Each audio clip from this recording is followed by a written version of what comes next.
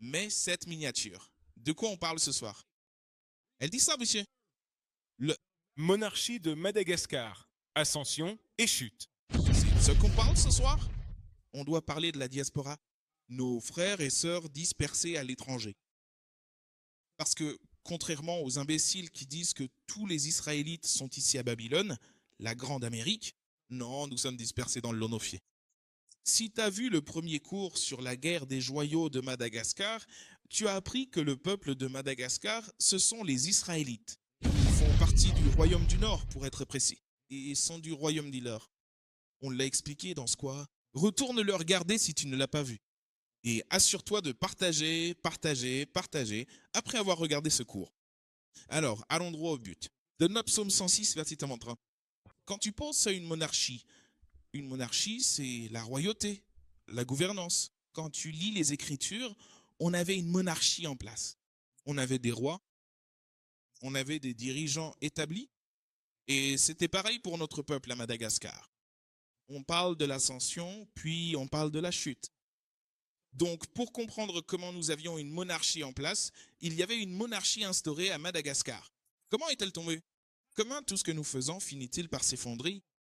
C'est ce que l'homme noir et hispanique, la femme et l'homme malgache ne comprennent pas. Pourquoi Madagascar est-il appauvri? Pourquoi es-tu dans la pauvreté? Pourquoi y a-t-il autant de misère à Madagascar? T'as à peine accès à Internet? Pourquoi est-ce ainsi? Pourquoi tout ce que nous essayons de construire s'effondre-t-il sous nos yeux? Nous allons vous faire sortir de la Bible. Dieu va te dire pourquoi. Ce n'est pas parce que tu n'es pas intelligent. Ce n'est pas parce que tu n'es pas fort. Ce n'est pas parce que vous n'en avez pas les compétences. Voilà pourquoi. Lisez ceci. Le livre des psaumes, chapitre 106, ou verset 43. Pourquoi tout ce que nous touchons semble-t-il tomber, échouer? Il les a livrés à maintes reprises. Maintenant, arrêtez. Il est dit qu'il les a livrés à de nombreuses reprises. De qui parle-t-on? Il s'agit des Israélites. Lorsque vous lirez ce chapitre, il s'agira de parler des Israélites. Le Seigneur a délivré les Israélites à maintes reprises. Quand on lit le livre des juges, on constate que nous étions en esclavage à maintes reprises. Quand tu lis les juges, c'est comme si le Seigneur suscitait un frère, un tel, et il sauvait la nation. Et ils avaient la paix pendant tant d'années. Puis tu passes au chapitre suivant, et les enfants d'Israël servent Amon pendant 40 ans. On vient juste de sortir de l'esclavage. On retombe tout de suite en esclavage? Un peuple déçu. Mais dis quoi? À chaque fois, le Seigneur faisait quoi? Il nous délivrait. Relis ce passage. Il les a délivrés à maintes reprises. Mais ils l'ont provoqué par leurs conseils. Comment avons-nous provoqué le Seigneur avec nos conseils? Nous provoquons le Seigneur quand nous adorons d'autres dieux. Réfléchis, quand tu lis la Bible, il y a toujours certaines de notre peuple qui veulent prier une statue. La Bible te dit que ces bâtons, ces pierres, ces sculptures que tu fabriques, ces choses ne respirent pas. Elles ne tombent pas. Elles ne marchent pas. Mais tu veux prier ça plutôt que le seul vrai Dieu vivant. C'est pareil aujourd'hui. T'as notre peuple dans la guise de Tolik, et ils veulent embrasser une statue d'un homme blanc sur la croix. Ils veulent se prosterner devant elle.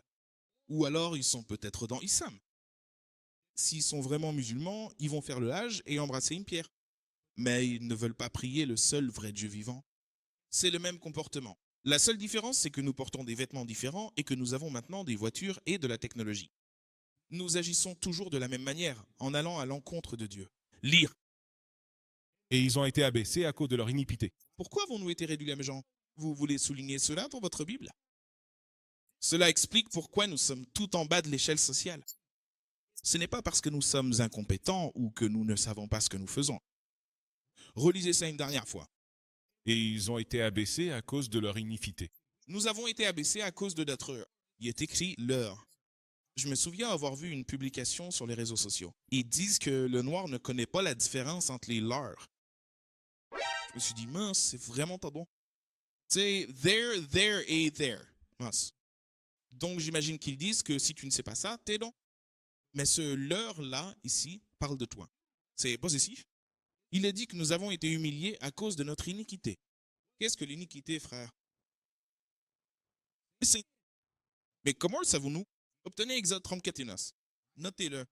Voici un précepte expliquant ce qu'est l'iniquité. Quel rapport avec l'ascension et la chute de la monarchie malgache, conséquence du péché? Vous croyez qu'on respectait les commandements? Dire. Le livre de l'Exode, chapitre 34, verset 9. Et il dit, si maintenant j'ai trouvé grâce à tes yeux, Dire. oh Seigneur, que mon Seigneur, je t'en prie, vienne parler nous. Car c'est une raideur de la nuque, nous vomi. Et pardonne notre iniquité et notre péché. Ouais. Et pardonne notre iniquité et notre péché. Pardonne notre iniquité et notre péché. Donc, on sait ce que c'est que l'iniquité. Maintenant, tu sais ce que c'est que l'inipité. Je ne te dis pas juste un truc qui sonne bien. C'est ce que dit la Bible. Maintenant, retournons à Psaume 106, verset 43. Psaume 106, verset 43. Il les a délivrés de nombreuses fois, mais ils l'ont hérité par leurs conseils, et ils ont été abaissés à cause de leur iniquité. L'iniquité, c'est le péché. On a été rabaissé à cause du péché. Donc si on est tout en bas de la société, c'est à cause du péché.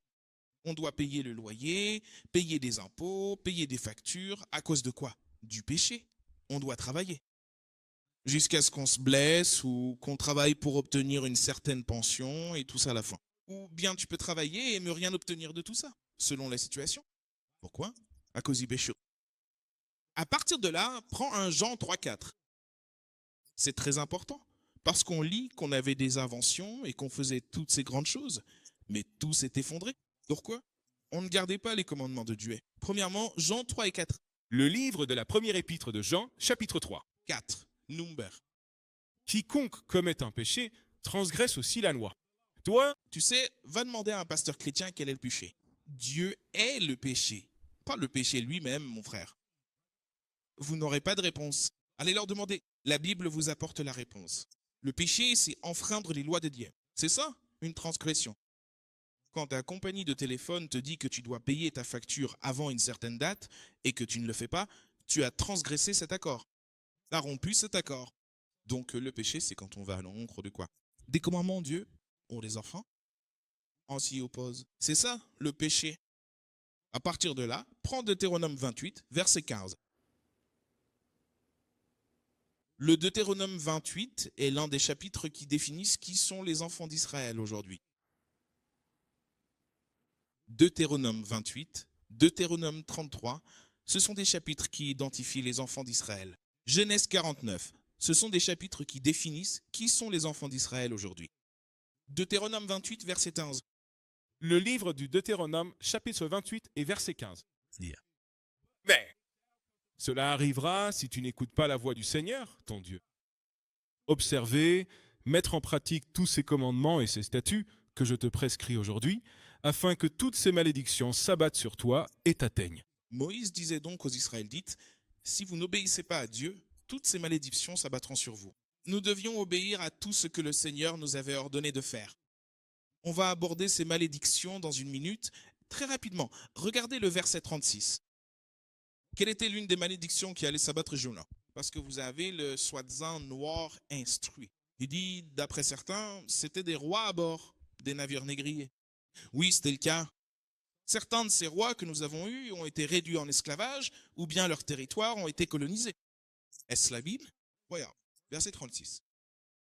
Verset 36. Le Seigneur te fera venir, et ton roi Et qui? est pour là. Et que? Ton roi, Et ton roi n'y a pas échappé. Nous lisons dans la Bible le roi Sédécias. N'était-il pas roi de Juda? N'a-t-il pas été fait prisonnier? Oui, c'est dans la Bible.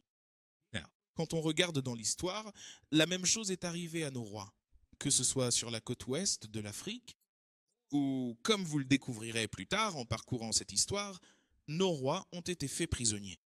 Yeah. l'Éternel te ramènera, toi et ton roi. Tu l'établiras sur toi comme une nation que ni toi ni tes pères n'avaient connue. Non, Nous en est dans une nation, un pays, un peuple dont aucun de nos pères n'a jamais entendu parler. Et que se passera-t-il? et là tu serviras d'autres dieux. Là, nous apprendrions l'existence d'autres dieux. Voilà en quoi consiste ce service. Vous découvrez une culture totalement différente qui ne vous a pas été enseignée. Vous n'avez pas été élevé. Pourquoi? Parce que vous êtes en esclavage. Pourquoi les Noirs baptistes? Parce que c'est ce que l'on apprend dans l'esclavage. Pourquoi les Hispaniques, ce qu'on appelle hispaniques, sont-ils catholiques? Voilà ce que l'esclavage nous a forcés à apprendre. Nos gens là-bas, dans l'hémisphère oriental, dans ces pays à forte influence islamique, qu'est-ce que vous pensez qu'ils ont appris? L'islam. Certains d'entre nous sont descendus du bateau et se sont convertis à l'islam, et alors la traite des esclaves en Afrique subsaharienne, où les musulmans nous tenaient en esclavage et nous forçaient à nous convertir à l'islam. Nous ne savions rien de tout cela avant l'esclavage. Nous avons été contraints de faire ces choses. À partir de là, prends le verset 50. Désolé, le verset 49. Maintenant, allons chercher ces particules. Garde le verset 49. Lis ce passage de Wikipédia sur le judaïsme à Madagascar. Lis ça. Le judaïsme à Madagascar. Donc, on commence avec ça pour une raison. Dis ça. Le judaïsme à Madagascar. On va descendre jusqu'à secrète. Ça devrait dire secret malgache ou alors religion. Descendre, descendre, descendre, descendre, descendre. Il devrait y avoir un menu déroulant quelque part. Théorie juive. D'accord, le secret malgache. Continuez, continuez, continuez. Juste là. La descendance des membres de cette impressionnante flotte salomonienne est un sujet d'étude fascinant. Les peuples Marina et Betselio revendiquent avec force une descendance des membres de cette flotte salomonique. Allons-y, allons-y, allons-y, en prenant un peu d'avance. Je suis super expert. Lisons juste là où il est écrit « croyance supplémentaire ». Commençons par là. Puis nous allons lire vers le bas. C'est droit. La croyance veut que Madagascar soit peuplée de juifs depuis l'Antiquité. Qu'est-ce que ça vient de dire? Peut-on avoir une bourgue? Relisez cela. D'autres théories affirment que Madagascar est peuplée de juifs depuis l'Antiquité. Elle est habitée par des juifs depuis l'Antiquité. Nos équipes s'y sont donc membres. Léa. Et que l'île était associée à l'ancienne Ophir. Ophir, c'était ça l'or. Avez-vous déjà lu dans les Écritures qu'un homme sera comme de l'or fin, comme l'or d'Ophir? C'était de l'or précieux à l'époque. Lia. Selon ces mêmes légendes, le bois de rose utilisé pour la construction du temple de Salomon provenait des forêts de plaine de Madagascar. Lâcher une bombe? Ça, c'est des choses qu'on n'apprend pas à l'école. Maintenant, on continue de lecture. La descendance de membres de cette flotte salomonienne est revendiquée de façon masquante. Attends, quand on dit flotte salomonienne, j'étais juste en train de buter là-dessus. On est noir. Dans ma tête, je l'ai bien dit jusqu'à ce que je le dise à l'instant. Je me dis, putain, c'est salomonique. Donc, quand on parle de la flotte salomonienne, il s'agit des navires que Salomon a dû se procurer. Ces matériaux qu'il possédait lorsqu'il construisait le temple. Lire. Les peuples Marina et Batilio revendiquent avec force une descendance des membres de cette flotte salomonienne. Donc, les habitants de Marina et de Batsio. Vous allez beaucoup entendre parler de Marina pendant ce cours, car c'était la monarchie de Madagascar. On les appelait le peuple Marina. Toujours malgache, c'est le même peuple. Continuez la lecture. La légende Batilio, associée à un site appelé Evolamina, décrit deux ancêtres Batilio, Anthos et Kati, envoyés par Salomon à Madagascar, pour chercher de l'or et des pierres précieuses. Ils ont été envoyés par qui? Pour faire quoi? Envoyés par Salomon à Madagascar pour chercher de l'or et des pierres précieuses. Ils ne nous apprennent rien à ce sujet. Quand ils parlent de notre peuple, on est bête, on ne sait rien. Non, d'abord, on ne sait même pas qu'on est le peuple du livre. Puis une fois que tu apprends ça, qu'on est le peuple du livre, tu ne comprends même pas. On bougeait, on se déplaçait sur cette terre, on ne restait pas juste au même endroit. Nous étions en mouvement. C'est pourquoi, quand on parle de diaspora, on comprend que nous sommes dispersés, éparpillés, un peu partout.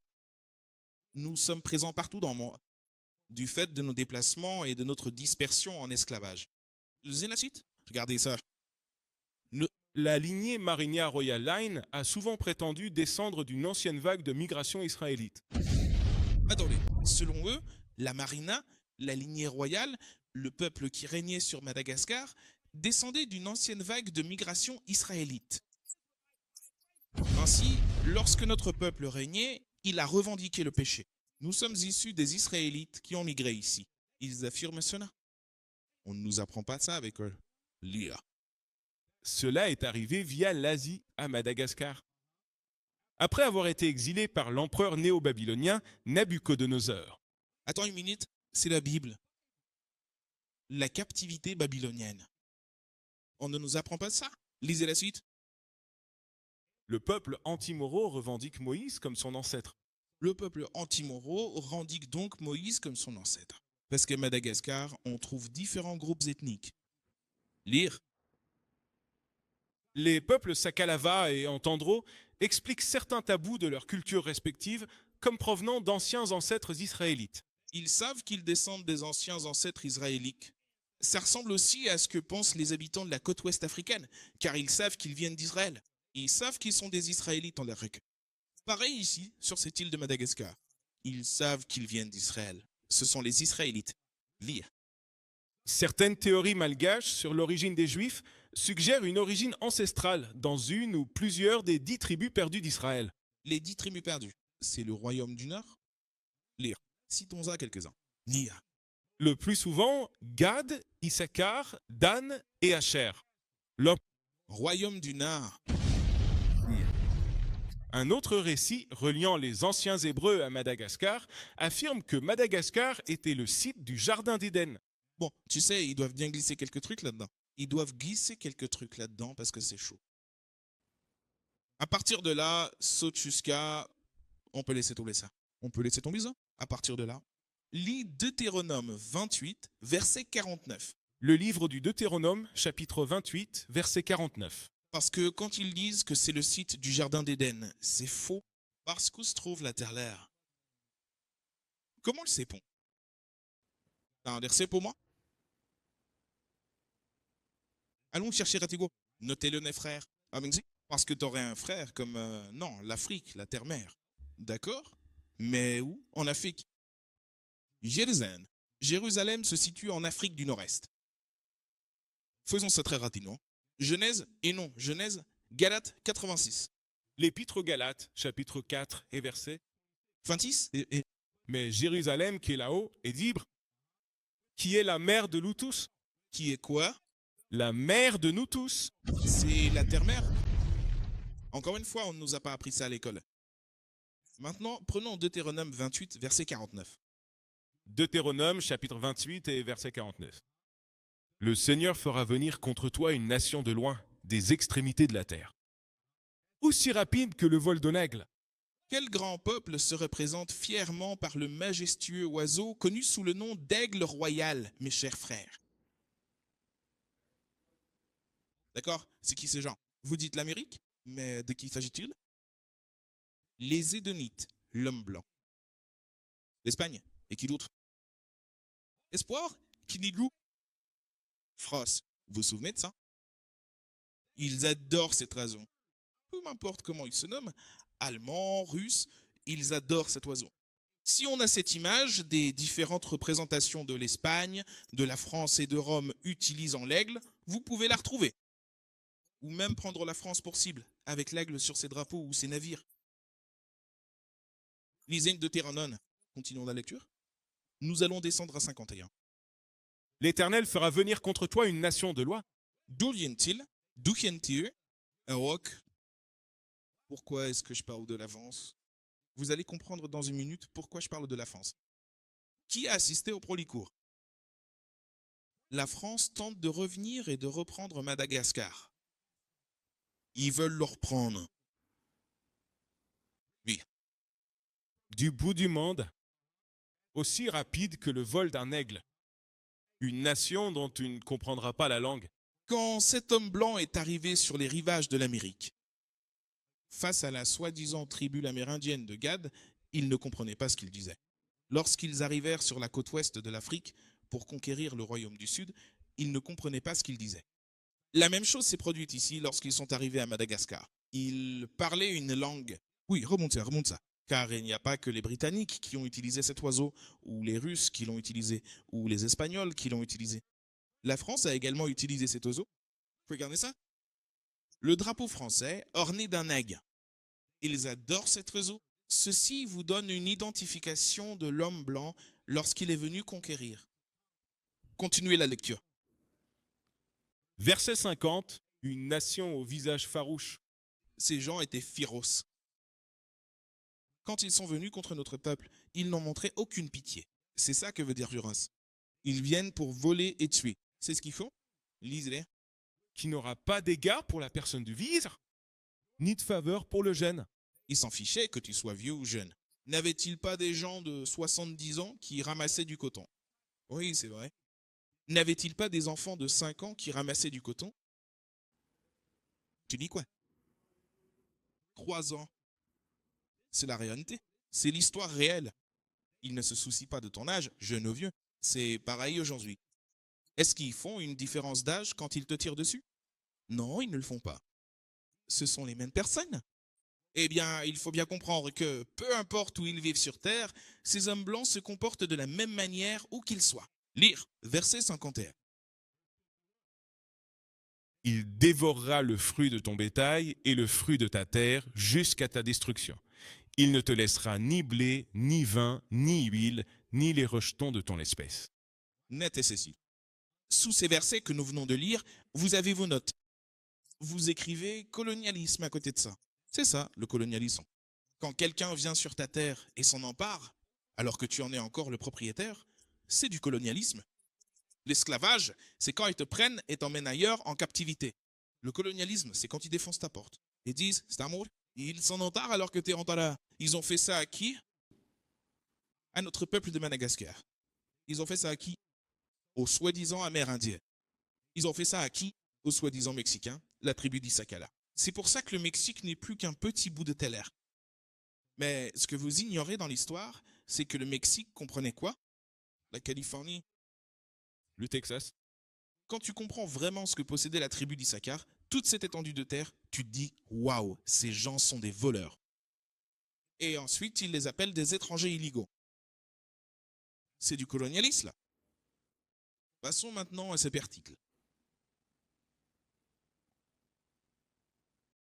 1. Avant de lire cela, prenez les numéros 2716. Nous allons le lire très rapidement. Disons, nous allons ensuite obtenir les numéros 2716. Vous allez comprendre dans une minute pourquoi j'obtiens ça. Défilé Canada. Maintenant, des nombres G. Défilé Canada. Lisons un trait à ce sujet. Reine Rina Valona. Elle était l'une des reines de Madagascar. En réalité, elles avaient 3 reines.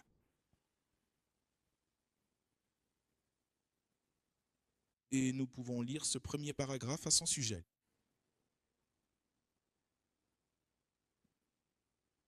Eh mon pote, faites ton mieux. Je ne sais pas pourquoi notre peuple a décidé de porter des noms aussi longs. Oui, d'accord. Vous commencez à lire des chroniques, Alex Serpa. Mes frères savent de quoi je parle quand je dis chronique. Non, c'est un autre niveau. Vas-y, allez, Soja, Moplan. Ronda Valona? Né Robot Donaï. 1778 au 16 août. 1861. Lire. Également connu sous les noms de Ramavo ou Ranavalona, Manjeka I ou Ranavalona, Ranini fut la souveraine du royaume de Madagascar de 1828 à 1829. 1861. Maintenant, la raison pour laquelle nous avons les numéros 27 à 16 et que nous les conservons, nous le faisons pour une raison. Devrions-nous avoir des femmes à la tête du pays? Comme s'ils dirigeaient le pays, ils prennent les décisions. Non, nous allons lire dans un cubain. Lisez la suite. Après s'être autoproclamée reine suite à la mort de son jeune époux, Radana Ier. Elle a mené une politique d'isolationnisme et d'autosuffisance. Donc elle l'a fait. Je dirais ceci, elle était dévouée à son peuple et elle voulait que son peuple se sépare de la France. Elle voulait que son peuple se sépare de toutes les puissances extérieures. Parce que, tout comme en Afrique, ils voulaient prendre le contrôle de Madagascar et s'emparer des ressources, comme ils le font partout. C'est pour ça que je viens de dire, cet homme blanc dit que, peu importe où il se trouve, il veut venir sur la terre. Il veut tout prendre. Il veut tuer tout le monde. Elle essayait donc de les chasser de l'île. Livre. Elle souhaitait réduire les liens économiques et politiques avec les puissances européennes. Relisez cela. Elle souhaitait réduire les liens économiques et politiques avec les puissances européennes. Réduire, c'est-à-dire ralentir. Vous voulez le diminuer? Elle ne voulait pas qu'il continue ainsi. Lien avec les puissances européennes. Elle ne le voulait pas. Car que s'est-il passé lorsque cet homme blanc est venu dans votre pays? Il prend tout et il arrive avec ses politiques. C'est pour ça qu'aujourd'hui les gens savent. Ils savent ce que c'est. La politique américaine, ils savent ce qu'il y a avec ça. À notre époque, c'est quoi la politique américaine? Le questionnisme et quoi d'autre? Le jeu de l'alphabet. Vous voyez de quoi je parle? Becquet, vous êtes drôle. Le jeu de l'alphabet arrive. Le christianisme, la fausse image du Christ, et ensuite, il faut accepter le jeu de l'alphabet. Voilà ce qui va avec. Et tout le reste qui est obscène et déplacé. C'est pourquoi les gens ne veulent pas de ces choses-là dans leur dire. Et il prit des mesures énergiques pour éradiquer le petit mais croissant mouvement chrétien malgache, initié sous Rademar I par des membres de la London Missionary Society. Par des membres de l'ONG. La société missionnaire, l'homme blanc. Car même aujourd'hui, à Madagascar, certains de nos compatriotes sont chrétiens. C'est pareil ici. Pourquoi croyez-vous que nous, les chrétiens, sommes ici? Nos fidèles de l'église chrétienne, comment apprennent-ils cela? Est-ce qu'un ose? À partir de là, prenons le deuxième, le Renovador 2.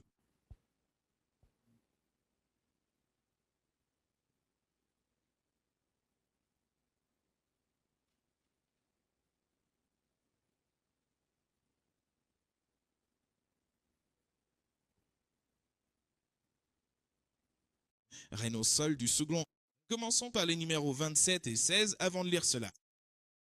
Le livre des Nombres, chapitre 27 et le verset 16. que le Seigneur, le Dieu des esprits de toute chair, Faire quoi? désignait un homme à la tête de la congrégation. Faire quoi? Désignait un homme à la tête de la congrégation.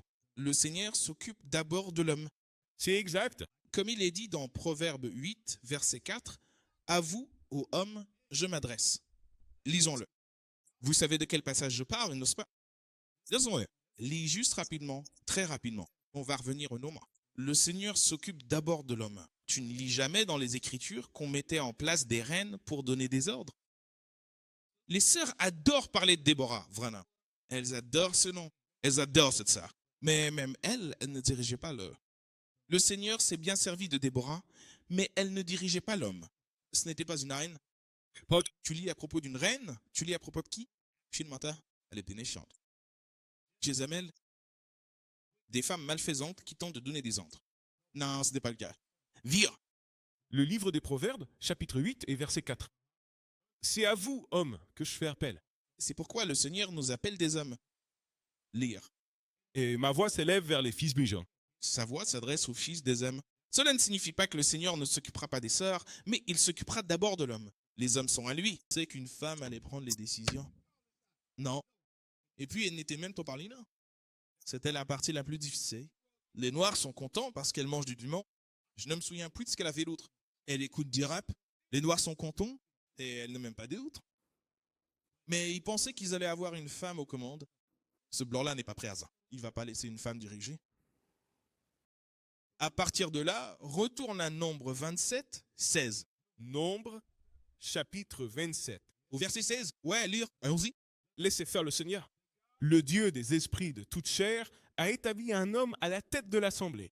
Désigner un homme à la tête de l'assemblée. Cité à Timothée 2, verset 11.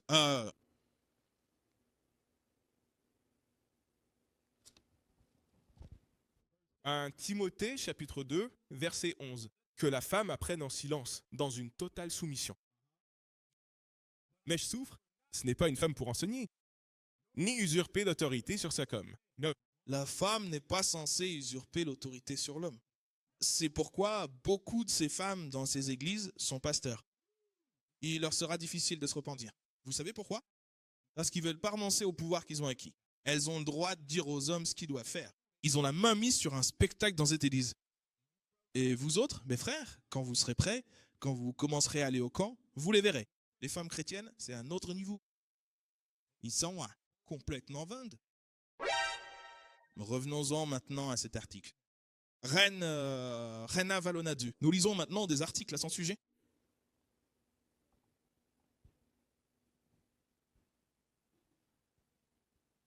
Rona Valona, a renowned and talented artist, known for her exceptional work. Le deuxième poursuivre. Rena Valona, Lavazen.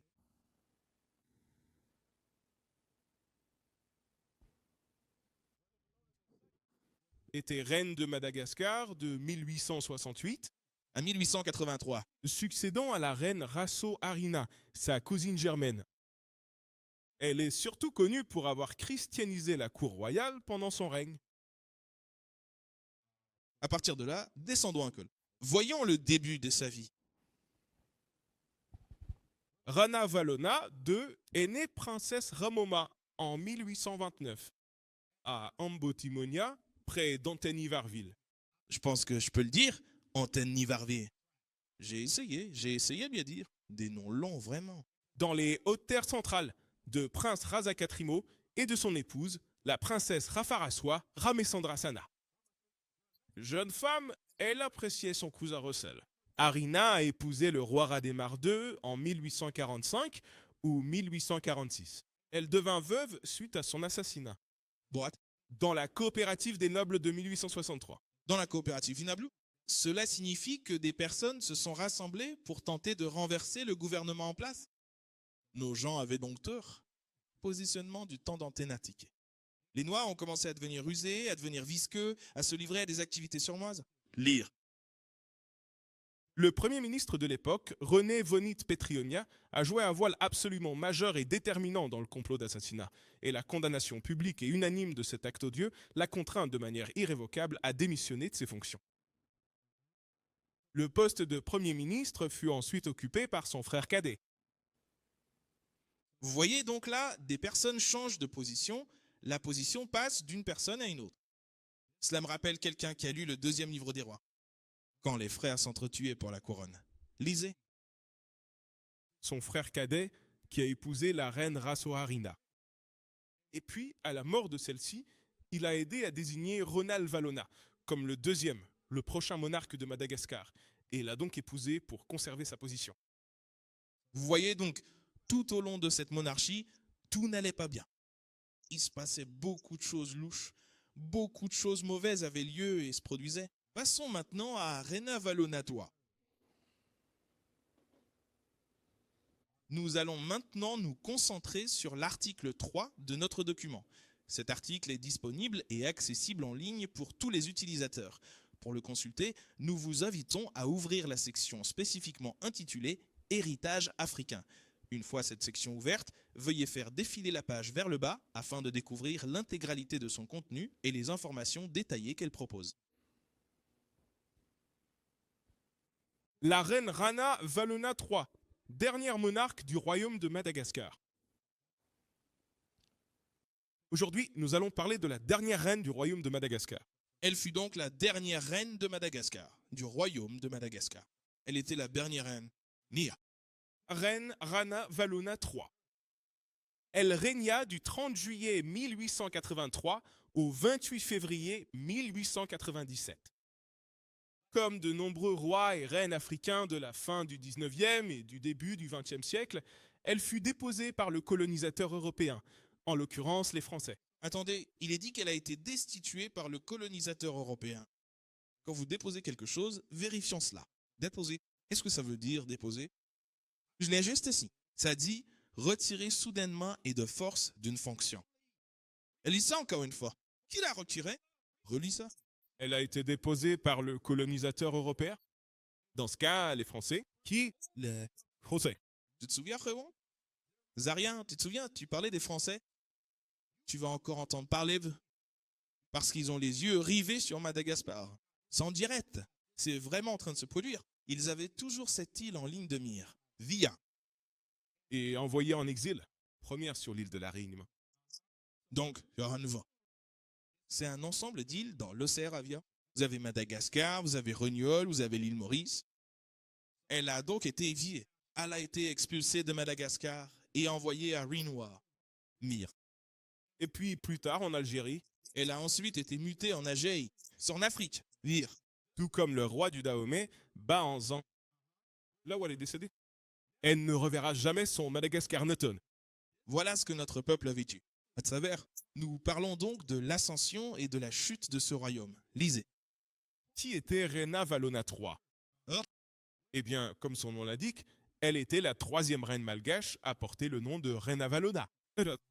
Elle devint reine après la mort de sa grand-tante, la reine Rena Valona II. D'accord, tu peux laisser tomber. Voilà donc la troisième reine. Voici donc l'histoire des trois rois, Rana Valona de Madagascar. Le monarque de Madagascar. Nous passons donc maintenant à l'article 4. Nous passons maintenant à l'article 4. Ce n'était pas seulement les femmes qui tiraient les ficelles depuis le début. Ça a commencé exactement comme ça. Mais cette situation n'a pas duré tout le temps. Lisez attentivement. Radama.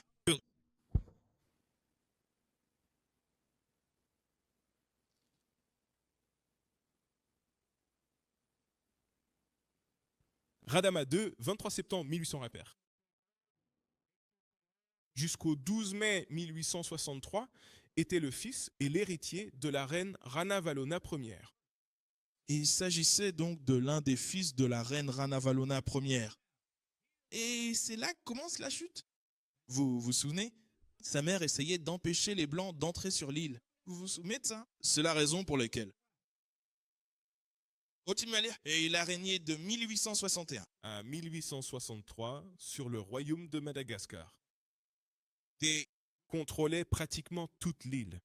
attendez, donc notre peuple contrôlait toute l'île. Et je disais que sa mère voulait au départ empêcher les Blancs d'entrer. Vous vous souvenez qu'il y a eu Madame Dix? Bien sûr.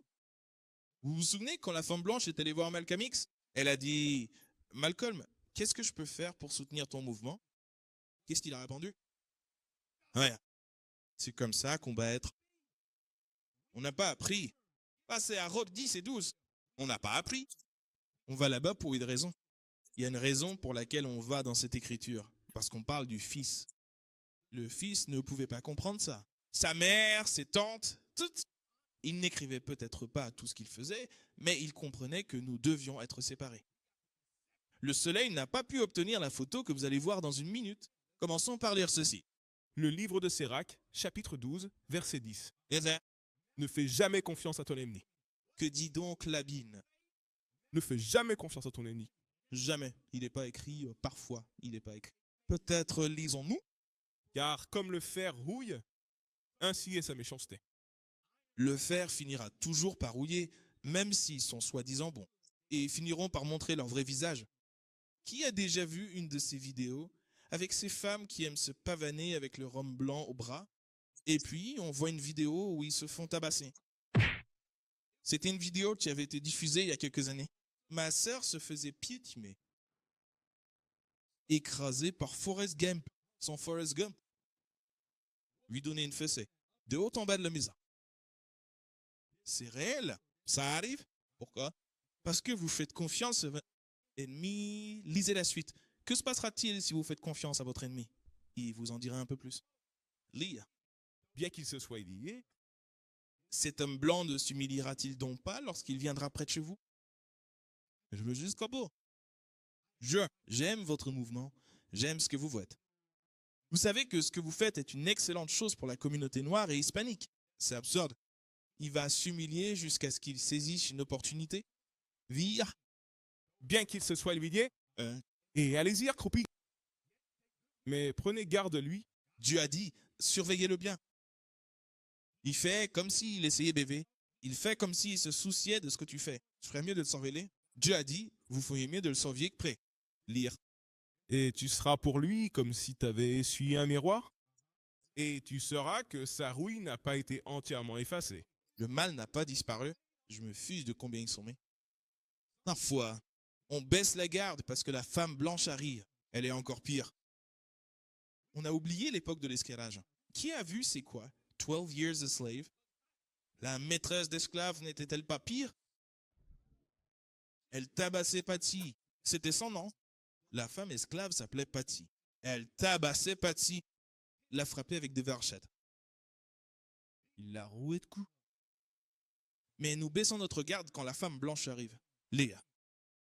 Ne le place pas près de toi, Dieu a dit, ne le placez pas à côté de vous. Pourquoi? Hier. de peur que lorsqu'il t'aura renversé, tu se lèves à ta place, qu'il ne s'assoie pas non plus à ta droite, Il prendra ta place. Il prendra ce que vous possédez. Il attendra patiemment. C'est pourquoi vous ne laissez pas Ison. C'est pourquoi j'ai dit que les femmes, ses tantes, sa mère et les autres, elles avaient du bon sens. Ne les laissez pas dominer. Même quand on voit certains pays africains, ils disent non, nous ne voulons pas de ça chez nous. Parce qu'ils savent ce qui va se passer quand la politique de l'homme blanc sera mise en place. Ils le savent. Lire. qu'il ne s'assoie pas non plus à ta droite, Lire. de peur qu'il ne cherche à prendre ta place. Et toi, À la fin, souviens-toi de mes paroles et t'en seras blessé. Tu seras blessé. Tu es allé à l'encontre de ce que Dieu a dit. Tu as cru que tu pouvais faire confiance à ces gens. Continuons la lecture. Revenons à ce parti.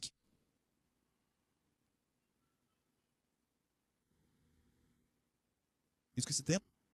Qui contrôlait pratiquement toute l'île. Donc, rappelez-vous, le peuple marina contrôlait, le peuple malgache contrôlait pratiquement toute l'île. Mais qu'est-ce s'est-il passé? Vire. Le règne de Radama, bien que bref, fut une période charnière dans l'histoire du royaume de Madagascar. Peut défiler vers le haut. Oui, continuez. Sous le règne inflexible et souvent dur de sa mère, qui dura 33 ans. La reine Ronald, première Madagascar, avait réussi à préserver son indépendance culturelle et politique face au modèle colonial européen. Quand sa mère était là, elle a pu préserver la culture et le mode de vie du peuple en gardant Roger devenir abbat. Mais qu'est-ce qui s'est passé, Vi?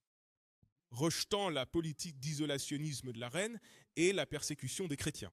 Donc le fils a rejeté ce que sa mère lui avait appris. Sa mère avait un peu de bon centre. Ne laisse pas cet homme blanc venir ici. Il a dit, non, ce n'est pas juste. Il faut qu'on change. Nous devons être inclusifs. Si lors notre peuple le souhaite, nous voulons inclure les autres races, mais il ne nous inclut dans rien. T'aimes un peuple qui ne t'aime pas. Lire. Radamaï 2. Liberté religieuse autorisée. Et rouvrit Madagascar à l'influence européenne. Qu'a-t-il fait? Qu'a fait le fils? C'est? Je veux que vous entendiez ça. Voici ce que fit le fils lorsqu'il prit le contrôle. Lire. Rodriguez II autorisa la liberté religieuse. Il a permis la liberté religieuse. C'est pour ça qu'il y a maintenant plein de religions différentes sur l'île. Lire. Et il a rouvert Madagascar à l'influence européenne. Il a rouvert le pays à l'influence européenne. C'est pourquoi c'est un problème. Est-ce que certains d'entre vous ont vu, par exemple, sur la côte ouest de l'Afrique, nos sœurs portent des tissages maintenant? Tu sais d'où ça vient? De l'influence européenne. Elles portent des pantalons maintenant, vous savez. Les sœurs portent surtout des robes là-bas. Maintenant, elles portent des pantalons moulants. Maintenant, elles portent des extensions. Comme ces mannequins de Kids Dio. D'où pensez-vous que vient le christianisme? Vous pensez que ces pasteurs sont mauvais ici? Allez voir ceux d'Afrique. Ce sont ceux qui ont vu le lait maternel sacré. Vous voyez de quoi je parle? Nirbouille. Attends une minute. Cette femme, pasteur en Afrique, faisait la queue avec des hommes qui venaient chercher son lait maternel. En parler, c'est comme du lait maternel sacré. Vous pensez que ces pasteurs sont mollins? Vous n'avez encore rien vu? Mais d'où cela vient-il? Relisez cela. Européen, quoi. Et rouvrir Madagascar à l'influence européenne. Voilà d'où ça vient. Influence européenne. 1 Corinthiens 15, 33. Lisez ceci. Assurez-vous que tout le monde asseoir. 1 Corinthiens 15, 33. Le livre de 1 Corinthiens, chapitre 15 et verset 33. Ne vous laissez pas tromper. Communication maléfique. Commentez. Bonne manière? Relisez cela depuis le début. Ne vous laissez pas tromper. Dieu a dit, ne vous laissez pas tromper. Dire. Communication malveillante, bonne manière corrompue. Les comportements malveillants vous corrompront. Si tu es quelqu'un de bien, respectueux, laisse-toi influencer par l'Europe et tu verras ce qui va se passer. C'est pour ça qu'on doit faire attention à ce à quoi on laisse nos enfants être exposés. Et puis, à plus grande échelle, on doit faire attention à ce à quoi on laisse notre peuple être exposé. C'est pour ça qu'on est dans cet état aujourd'hui. Beaucoup d'entre nous ont cette influence européenne dans la tête. Sa mère, ses tantes et tous les autres, ils ont eu la sagesse de les empêcher d'aller là-bas. Mais une fois au pouvoir, il a commencé à devenir simple. Il a commencé à tolérer l'influence européenne. Poursuivons la lecture. Voyons voir ce qui s'est passé ensuite. Lire. Au terme de la charte Lambert, que Rademar a secrètement signée en 1855. Il a donc signé ce traité en ce cas. C'était comme un traité. Si vous vous souvenez du premier cours, nous en avons parlé. Il a signé des traités, mais qui d'autre? Bon sang, tu signes des papiers avec l'homme blanc. Tu sais, Lipanoy, il n'a pas eu raison. À votre avis, que va-t-il se passer? Lire. Radamac a secrètement passé un contrat en 1855 avec l'entrepreneur français Joseph Francis Lambert. alors que Randa Vilona régnait en tort. Les Français se virent octroyer les droits exclusifs d'exploitation de vastes étendues de terres précieuses et d'autres ressources et projets lucratifs. Il a donc fait cela en secret et leur a donné accès à quoi? Les ressources dont il disposait au moment de la signature. Et que s'est-il passé finalement? Cet accord, qui fut par la suite révoqué par le Premier ministre René Wallognon, fut essentiel pour établir la revendication de la France sur Madagascar en tant que protectorat et en 1896 en tant que colonie. Et maintenant, Madagascar devient une colonie française. Parce que les Noirs ne réfléchissent pas. Nous ne réfléchissons pas. Nous pensions pouvoir faire confiance à ce gens. À partir de là, laissons tomber. Allons chercher cette vidéo. La vidéo parle un peu de Rena Valona, la reine Rena Valona. Nous allons aller à la 5e minute. Je sais que je ne l'ai pas indiqué, mais je vous dirai quand vous arrêtez. Essayons de remonter ça. Vidéo.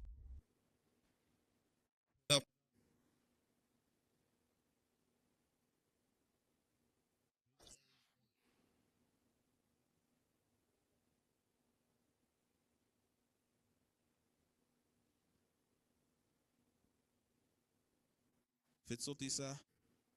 Assurez-vous que tout le monde puisse le voir. Et n'oublions pas ça. Et tu sais ce qui est fou aussi?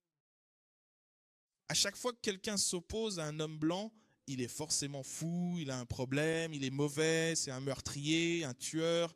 Il est tout ça dès qu'il s'oppose à l'oppresseur. Ils ont dit qu'il y avait un problème avec les Black Panthers, moi. Ils ont dit qu'il y avait un problème avec les Young Lords. À chaque fois que notre peuple refuse de se plier à la volonté de ces gens, on devient une menace terroriste. On est des extrémistes de l'identité noire. C'est le terme moderne aujourd'hui, quand on ne veut pas se plier à leur volonté. Lança? Rana Villona s'est déclarée reine de la Marina le 1er août 1828, affirmant que c'était la volonté de Ramilda. En juin suivant, en 1828, la reine a connu une double ascension, au cours de laquelle elle allait donner le ton d'un règne partagé entre la modernité et le retour aux coutumes ancestrales. Lors d'une cérémonie de couronnement public, elle portait une somptueuse robe confectionnée par un tailleur français, mais lors d'une chevauchée secrète, elle fut tointe avec le sang d'un taureau fraîchement abattu. Au moment où elle a accompli les 2 rituels, elle s'était déjà débarrassée de tous les prétendants au trône. Son neveu, Rakitobe, avait été transpercé par une lance. Sa mère avait été condamnée à mourir de faim. La plupart de leurs proches ont également été exécutés. Selon le biographe Keith Ladder, des milliers de supposés opposants ont connu un sort similaire, dans une démonstration de force destinée à l'imposer comme souveraine absolue. Alors, arrêtons-le ici.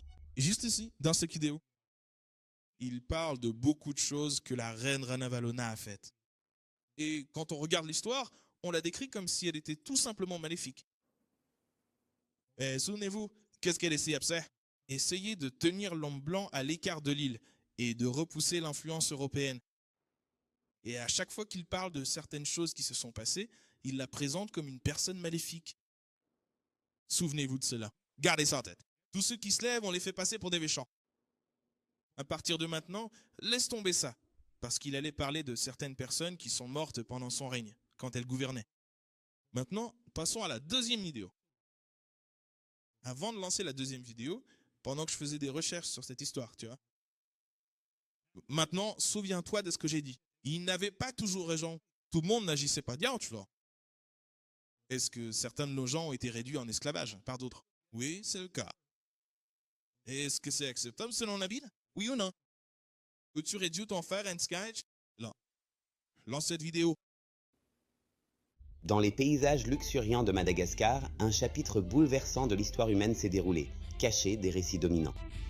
Au XIXe siècle, l'île est devenue un centre d'une forme brutale d'esclavage, où des milliers de Malgaches ont enduré des conditions horribles. Le royaume Mérina.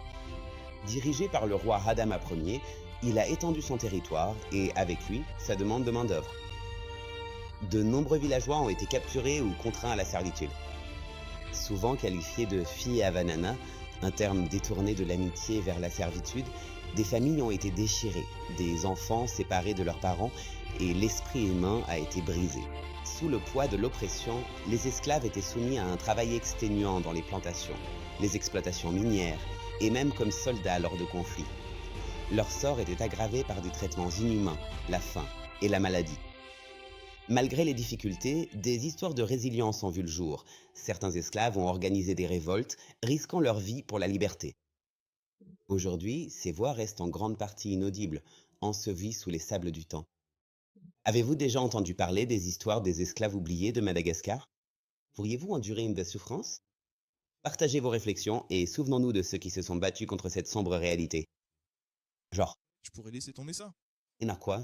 Ce qu'on ne vous dit pas, c'est que lorsque les Marina étaient au pouvoir, ils ont créé un système de caste. Un système de caste, ça veut dire que ce groupe de personnes, c'est votre statut. Ce groupe de personnes, c'est votre statut. Donc il y avait les hommes libres, puis les nobles, et ensuite il y avait les personnes considérées comme esclaves. Et ils étaient tous malgaches. Parce qu'avant de s'unir et de devenir un royaume, ils se combattaient tous entre eux. C'est pour ça que j'ai dit qu'on n'était pas dans le droit chemin. Quand on a abandonné les commandements, on a commencé à délier. On a commencé à se battre les uns contre les autres. N'est-ce pas ce qu'on a fait ici? N'est-ce pas ce qu'on a fait en Afrique? Se battre les uns contre les autres. C'est pareil sur Nil. À partir de là, prenons Lévitique 25, verset 39.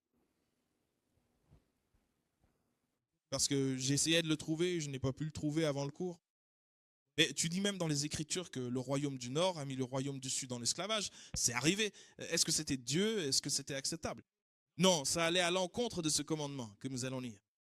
Lis Lévitique 25, verset 39. Donc on va lire. Je vais vous donner la référence. Lis Lévitique 25, 39. Le livre du Lévitique, chapitre 25, verset 39. Et si ton frère qui habite près de toi devient pauvre, donc nous parlons de notre frère. Si ton frère traverse une période difficile, il devient pauvre. Lire. Et Tophet vendé, tu ne le contraindras point à servir comme esclave. Il connut alors des moments difficiles. Il essaie de régler ses dettes. Vous n'êtes pas censé le traiter comme un esclave. Lire. Mais en tant que salarié, il est salarié, ce qui signifie qu'il travaille pour une durée déterminée, puisqu'il travaille pour vous pendant cette période. Tu ne le traites pas comme un esclave dans ce même chapitre. On ne voit pas qui étaient les esclaves, qui nous étions autorisés à prendre comme esclaves ou serviteurs pour nous. Pas nos frères, lire. Mais comme un salarié et comme un étranger de passage, il sera avec toi. Et il te servira jusqu'à l'année du Jubilé. Ensuite, il te quittera, lui et ses enfants avec lui. Il retournera auprès de Sion, et il retournera à la possession de son terre. Car ce sont mes serviteurs. Dieu dit, ce sont mes serviteurs. La Marina a donc procédé ainsi. Ce sont tous des malgaches. Si vous creusez un peu et lisez leur histoire, ce sont tous les mêmes personnes. Alors, on te fait ça? Ont-ils participé? Oui, mais ce n'était pas correct. Lire. Car ce sont mes serviteurs que j'ai fait sortir du pays d'Égypte. Nous ne pouvons pas réduire nos frères en esclavage, car ce sont les serviteurs de Dieu. Lire. Et c'est la voix. Lire. Ils ne doivent pas être vendus comme esclaves. Nous ne devons pas vendre nos frères comme esclaves. Lire. Tu ne domineras pas sur lui avec dureté. Nous ne devons pas dominer sur eux avec dureté, avec haine. Lire. Mais tu craindras ton Dieu. Maintenant, verset 44. Voici ce que tu étais autorisé à avoir comme serviteur. Lire. Tes esclaves hommes et tes esclaves femmes, hommes esclaves, femmes esclaves, qui pouvaient être tes hommes esclaves ou tes femmes esclaves. Lire. Ce que tu auras viendront des païens. De qui? Des païens. De qui? Les païens. De qui? Les païens. Les païens. Donc, oui, ils évoquent, tu sais, dans la Bible, le royaume du Nord a essayé de réduire le royaume du Sud en esclavage, brièvement. Ça allait à l'encontre de Dieu.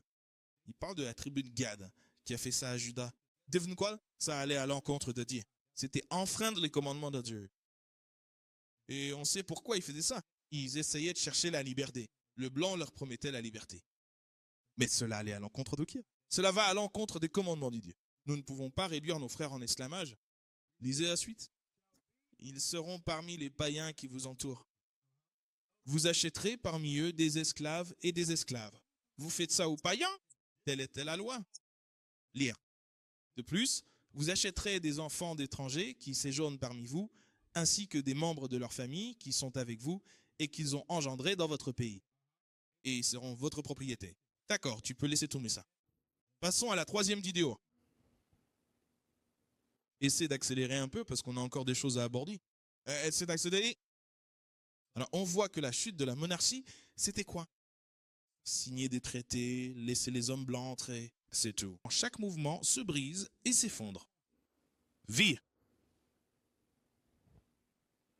Avant de devenir une colonie française, Madagascar abritait plusieurs royaumes. Oh, pause! Chalating obtenait le deuxième S3. Non, premier, les 5 et 73 déserts. Il faut se souvenir de ce que disait notre ancêtre. Et aucun d'entre nous ne devrait penser que nous avons besoin des païens pour réussir. Avons-nous vraiment besoin que les païens réussissent? Non. Le bulletin est drôle. Le livre d'Esdras, premier livre, chapitre 5 et verset 73.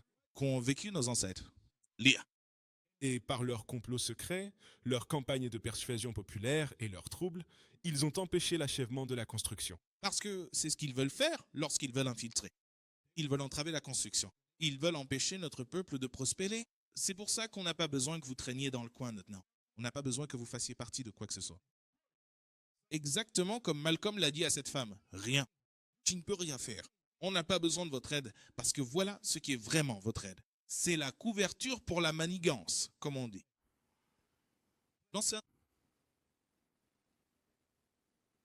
Avant que Madagascar ne devienne une colonie française, c'était le foyer de plusieurs royaumes, parmi lesquels le royaume Mérina était le plus puissant. Ces rois régnaient sur la majeure partie de l'île au tournant du 19e siècle. Mais comment la Marina a-t-elle fait? Tu vois, il est dit, avant de devenir une colonie française, Madagascar a subi la colonisation. Les Français s'en sont emparés. Voilà comment c'était avant. Par Madagascar. Voici l'histoire du royaume de Marina. Le royaume Mérina était situé dans les hautes terres centrales de Madagascar, contrairement au reste de l'île, qui est principalement tropicale. Il a envoyé des ambassades dans diverses capitales européennes dans le but de forger des alliances et d'obtenir du soutien pour son royaume. L'un de ses plus grands succès diplomatiques fut l'établissement de relations avec la Compagnie britannique des Indes orientales. La compagnie voyait le potentiel de Madagascar comme partenaire commercial et a beaucoup investi dans le royaume. Cet investissement a contribué à stimuler la croissance économique et la modernisation de Madagascar. Vous voyez, à cette époque, certains de ces rois essayaient de traiter avec les Britanniques, de faire des affaires avec cet homme blanc. Ce que dit la Bible, jamais quoi. Ne faites jamais confiance à votre ennemi. Nous n'écoutons pas. Nous sommes têtus. Jouez. Conflits et instabilité. Cette période est marquée par des luttes juridiques et des alliances changeantes avec les puissances européennes. Si vous avez apprécié la vidéo, lorsque notre peuple commença à s'en prendre à eux, ce fut le début de la chute de ce royaume. Commencez par les laisser entrer, par les laisser influencer la population. Ce fut la chute de royaume. À partir de là, prenez une première capture. Capture d'écran Ninoa.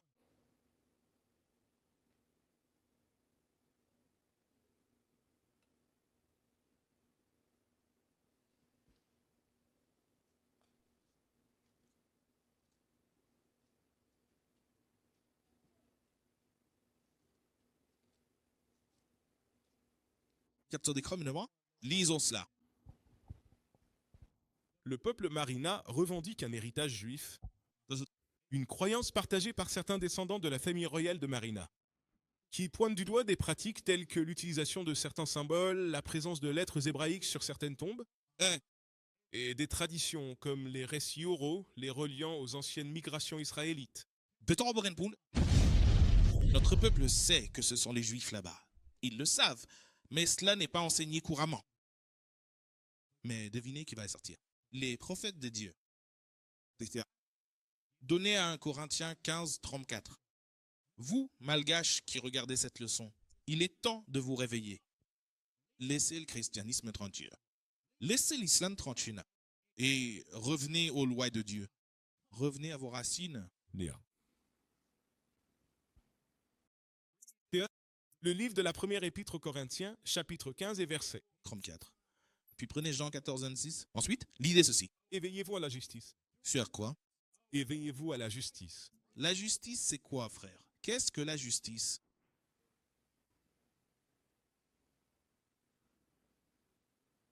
Vous me demandez si vous me dites exactement ce que je pense. La justice consiste-t-elle à observer les lois de Dieu? Notez-le si vous ne le saviez pas. Vous, le peuple malgache, nous vous le disons. La Bible dit aux Israélites qu'il est temps de se réveiller à la justice. Lire. Et ne péchez point. Ne péchez point. Cesse de pécher. C'est Noël. Vous savez, un jour d'enfer qui est très important en Madagascar? Noël. Tu sais comment les Noirs vont se retrouver au centre-ville de Chicago? Pourquoi faire? L'illumination du sapin de Noël. Noël, c'est aussi très important en Madagascar. Notre peuple est le même partout. Laissez tomber Noël. Cela ne vient pas de Dieu. Lisez. Car certains n'ont pas la connaissance de Dieu. Je dis cela à votre honte. Laisse donc ça. Prends Jean 14, 26. Le niveau 2 ans. Chapitre 14 et verset 26. Parce que ce qui se passe en ce moment, c'est que vous découvrez que vous n'êtes pas Marina, que vous n'êtes pas malgache, que vous êtes le peuple élu de Dieu. Que vous arrive-t-il en ce moment? Qu'est-ce qui vous est montré en ce moment? Zia. La même chose nous est montrée à tous ici. Zia. Mais le consolateur, qui est le Saint-Esprit, que le Père enverra en mon nom, il vous enseignera toutes choses. Le Saint-Esprit est en train de vous enseigner quoi? Vous êtes le peuple élu de Dieu. C'est ça. Et il vous rappellera tout ce que je vous ai dit. Qu'est-ce qui vous est rappelé? Que vous êtes le peuple élu de Dieu. Vous êtes les Israélites. Vous n'êtes pas censé fêter Noël. Vous n'êtes censé être dans aucune de ces religions. Vous êtes le plus grand peuple à avoir jamais marché sur cette terre. C'est ça qu'on vous rappelle aujourd'hui. Misez Tout ce que je vous ai dit, toutes les paroles que Christ a prononcées, c'est cela qu'on vous rappelle. C'est là, par les prophètes de Dieu. Maintenant, prenons la deuxième affaire, la deuxième capture d'écran.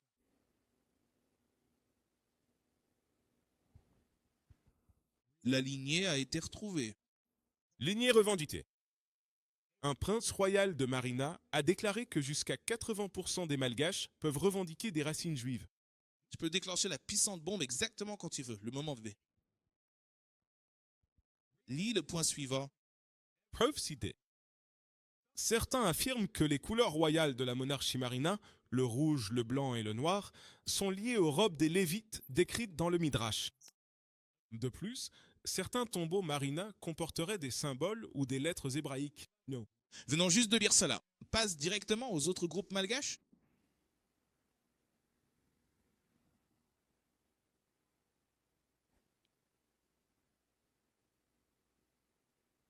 Autre groupe malgache. Des affirmations similaires concernant un héritage juif existent parmi d'autres groupes ethniques malgaches, comme les anti-morts qui peuvent revendiquer Moïse comme ancêtre. Doc. Nous avons déjà vu ça ailleurs. Ils savent qu'ils sont les Israélites. Passons à l'article 5. Lisez Job 8 et 8. Car une fois qu'on vous rappelle que vous êtes Israélites, qu'est-ce que vous devez faire? Job 8 et 8. Isaïe 1 et croire au chiffre. Qu'est-ce que tu dois faire? Le livre de Job, chapitre 8. Et le verset 8. Alors, vous savez, il faut qu'on parle de ce qui se passe aujourd'hui. À Madagascar, l'histoire semble se répéter, n'est-ce pas? Tout le temps, ce que nous venons de lire à propos de leur arrivée, de la colonisation de Madagascar, du fait d'être une colonie. Je ne veux pas brûler les étapes, on y viendra. Lire. Le livre de Joël, chapitre 8 et verset 8. Yeah. On te demande de Seigneur. Je te prie, toi, de l'ancien âge, Yeah. et prépare-toi à la recherche de leur tard. Où trouve-t-on vos pères, peuple malgache? Dans la Bible. Qui sont vos pères? Le roi David, le roi Salomon, Moïse, Ézéchiel, Isaïe, Josué. Voici vos pères. On pensait que ce livre, c'était juste, tu sais, un livre que mamie aimait lire. C'est un livre que mamie garde à la hanche quand elle va à l'église, sans même savoir que ce livre parle de toi. Ce livre parle de toute ta race. Pourquoi on est dans la situation où on est et comment en sortir. C'est le seul livre qui peut faire ça. La parole de Dieu, c'est la seule chose qui peut changer des vies. C'est exact. Prouvons ce que nous affirmons.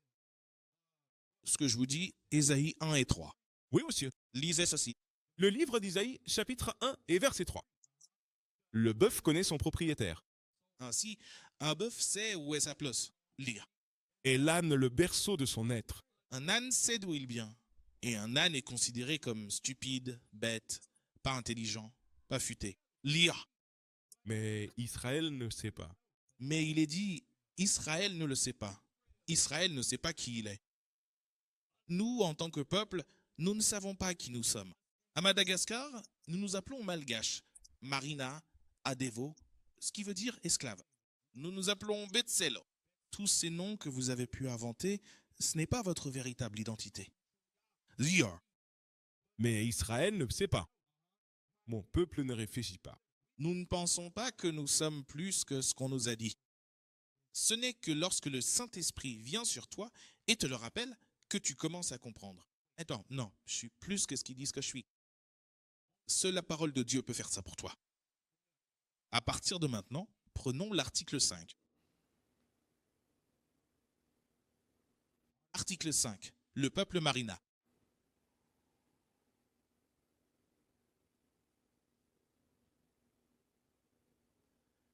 Et nous allons descendre jusqu'à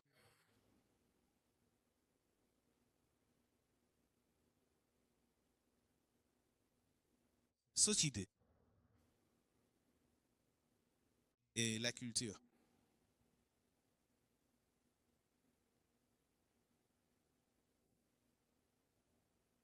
Avant cela, lisez la première partie, la marine du peuple. Ensuite, nous allons sauter.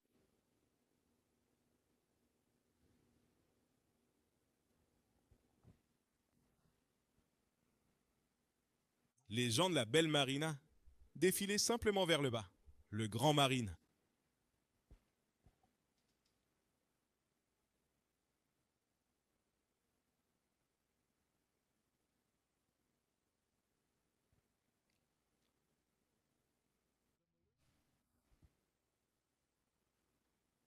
Allez, devant.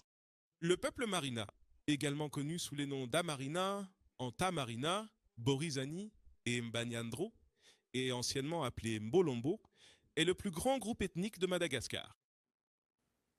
Il constitue le groupe ethnique malgache des hautes terres de l'île africaine et l'un des 18 groupes ethniques officiels du pays. Leurs origines sont diverses. Principalement issus du mélange des premiers colons austronésiens arrivés d'Asie du Sud-Est maritime avant le VIe siècle et des migrants bantous venus d'Afrique continentale. Rappelez-vous, nous savons qui sont les Malgaches. Ils savent qui sont les exilés de ceux qui ont voyagé depuis l'époque où Salomon a dit d'aller chercher des ressources là-bas. Ils savent qui sont les Israélites. N'oubliez pas, il faut mâcher la viande et recracher les ongles. Les hommes blancs y mettent toujours leur grain de sel. Passons maintenant à la société.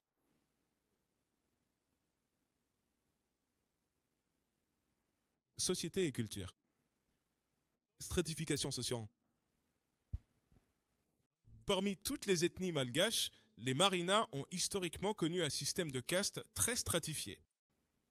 Au cours de son histoire, le peuple Marina était divisé en 4 strates.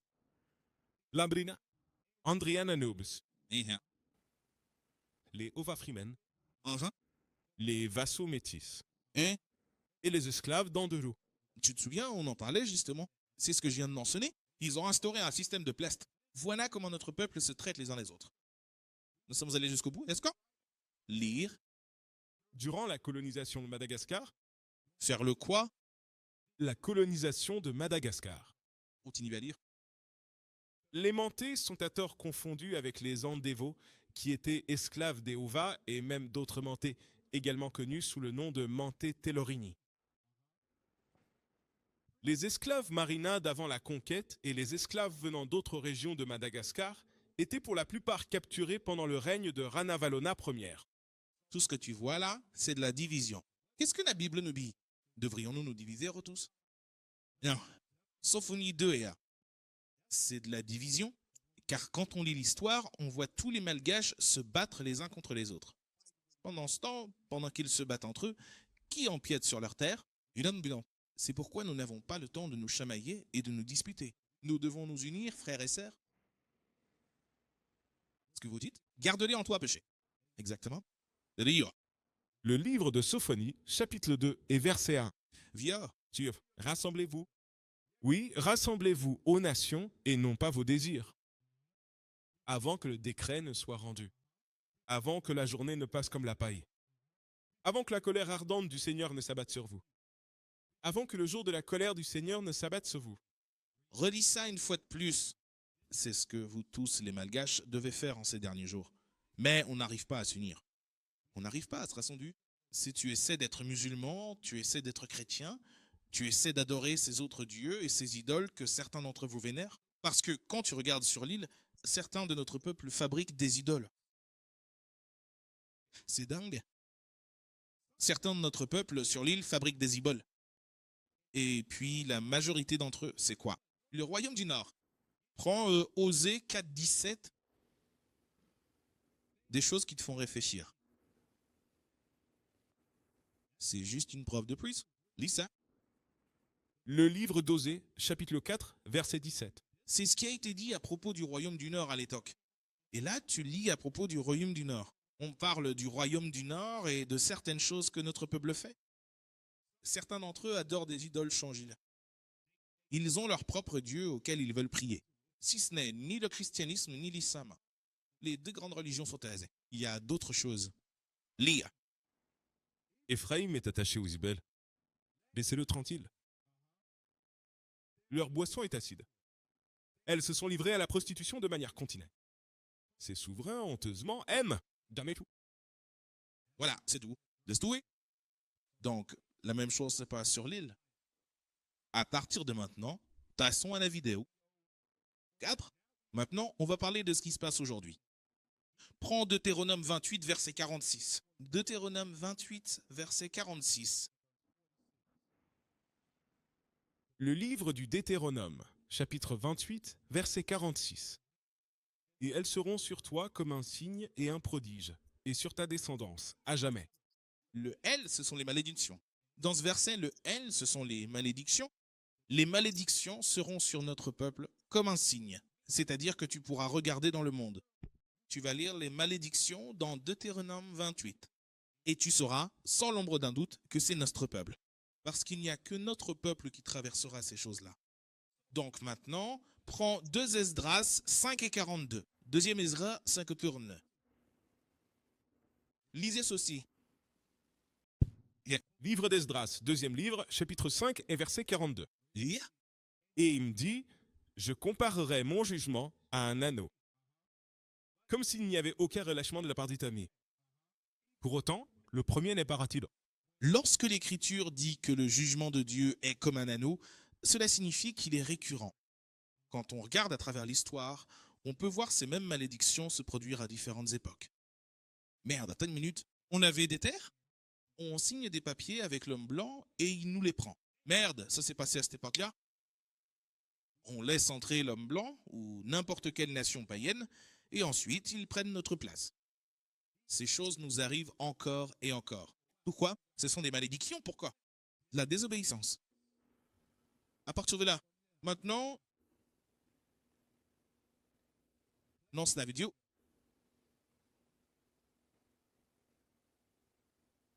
Et on va commencer à... Je vais vous dire où aller.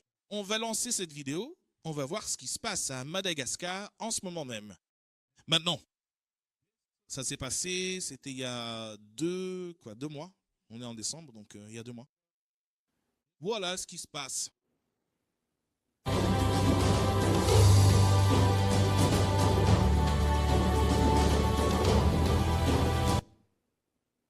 Afrique? À propos des élections. Va de champ. Depuis le plus grand continent du monde. Lance. Bienvenue. Commençons par Madagascar, où des manifestations violentes contre les coupures d'eau et d'électricité secouent la capitale de cette nation insulaire. Les manifestations ont éclaté jeudi. La police était en état d'alerte maximale, juste un jour avant que les autorités n'interdisent ces rassemblements. Mais des milliers de manifestants en colère ont défié l'ordre. Ils ont tenté de franchir une barricade de police pour atteindre leur point de rassemblement prévu, qui se trouvait dans la capitale, Antananarivo. La manifestation a rapidement dégénéré en chaos. Les manifestants ont bloqué les routes avec des pneus en feu et des pierres. Ils ont exigé une action immédiate du gouvernement pour résoudre les coupures d'électricité persistantes et les pénuries d'eau. Très souvent, nous tenons beaucoup de choses pour acquises. Si vous vous souvenez du premier cours, un frère interviewait une sœur à Londres. Elle était à Londres, je vous la rappelle. Il l'interviewait. Et elle a dit qu'à Madagascar, l'eau et l'électricité pouvaient être coupées à tout moment. Imaginez vivre comme ça. Vous êtes sous la douche et l'eau est coupée. Vous ne savez pas quand elle marmonnière. Votre électricité est coupée. Vous ne savez pas quand elle va être établie. Cette manifestation a donc dégénéré en violence. Non seulement la situation a dégénéré en violence à cause de ces événements, mais il n'aimait pas non plus l'homme qui était devenu président là-bas. Ce en quoi certains de nos concitoyens croient, c'est la politique. Même chose là-bas, sur l'île. Jouer. Dans l'après-midi, la situation était passée de mauvais à pire. Regardez ça, on aurait dit une chose qui s'était passée en Amérique. Même chose. Regardez ça. On dirait des frères de Chicago. Vous savez comment les gens vont en ville? C'est toujours un maigre. Je vais être là où se déroule la manifestation. Ça n'a rien de gêné. On est dans un tout autre pays, mec. C'est noir. Je veux aller à la manifestation. Et on a toujours à... Voyons voir ce qui se passe. Politicien. Proche du président, André Rajoelina. Les pompiers qui tentaient de maîtriser l'incendie ont également essuyé une pluie de pierres de la part de manifestants en colère. La police anti-émeute a traversé les rues à toute vitesse, tirant des gaz lacrymogènes et des balles en caoutchouc pour disperser la foule. Apparemment, au moins 3 manifestants ont été arrêtés. Maintenant, malgré la forte présence policière, des banques et des magasins ont été la cible de pillages et d'incendies criminels. Attends une minute, stop. Ils ont dit que des banques et des magasins avaient été la cible de pillages et d'incendies. N'y avait-il pas des Noirs qui pillaient à Chicago il n'y a pas si longtemps? Pense à toutes les émeutes qui ont eu lieu en chat. C'est comme ça que notre peuple réagit tout le temps. Quand quoi? Lamentation 4 et 17. Vous allez finir par comprendre qu'il faut arrêter de faire confiance à ces politiques. Vous allez finir par comprendre qu'il faut arrêter de voir cet homme blanc comme votre père. Vous allez comprendre.